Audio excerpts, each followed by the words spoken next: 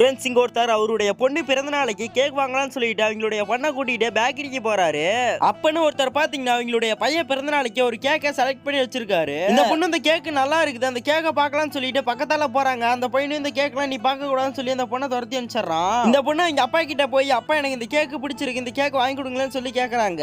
அவரும் நம்மளுக்கு அந்த கேக்கு வேணாம், இதுல இருக்கிறது ஏதாவது ஒரு கேக் எடுத்துக்கலாம்னு சொல்றாரு அந்த பொண்ணு கிட்ட. அந்த பொண்ணு எனக்கு அந்த கேக்கு தான் வேணும்னு சொல்லி அவங்க அப்பா கிட்ட அடம் பிடிக்கிறாங்க. இவரு அந்த கேக் வாங்கினவர் கிட்ட போய் இன்னைக்கு என்னுடைய பொண்ணு பிறந்த நாள், இப்பதான் ஃபர்ஸ்ட் டைம் கேக் வெட்டுறேன், இந்த கேக் எங்களுக்கு தரீங்களான்னு சொல்லி கேக்குறாரு. அவரு இவர்கிட்ட என்னுடைய பையனுக்கோசரம் இந்த கேக்கை ஸ்பெஷலா ரெடி பண்ண சொல்லியிருக்கேன், இந்த கேக்லாம் உனக்கு தர முடியாதுன்னு சொல்லிட்டு அந்த கேக்கை பத்தின எடுத்துட்டு போறாரு. இவங்களும் அந்த பேக்கரியில் இருக்க கேக் எல்லாத்தையும் பார்த்துட்டு அந்த கடைக்காரர் கிட்ட நாங்க நெக்ஸ்ட் டைம் வரோம்னு சொல்லிட்டு அவங்களும் பாத்தீங்கன்னா கிளம்புறாங்க. அடுத்தது தெரிஞ்சுங்கட்டி நீங்க ஒரு டைமாவது கேக் சாப்பிட்டுருக்கீங்கன்னா வீடியோக்கு ஒரு லைக் கொடுத்துட்டு சேனலை சப்ஸ்கிரைப் பண்ணிக்கிங்க. அந்த பேக்கரிக்காரர் அவங்களை கூப்பிட்டு நாங்க நீங்க ஆசைப்பட்டு கேட்ட கேக், இந்த கேக்கை வச்சுக்கிங்க, உங்களுக்காக அவர் பாத்தீங்கன்னா இந்த கேக்கை கொடுத்துட்டு வேற ஒரு கேக்கை வாங்கிட்டாங்கன்னு சொல்றாரு. இந்த சின்ன பொண்ணு அந்த கேக்கை வாங்கிட்டு அவர் கிட்ட பாத்தீங்கன்னா நன்றி சொல்லிட்டு அங்கிருந்து கிளம்பிடுறாங்க.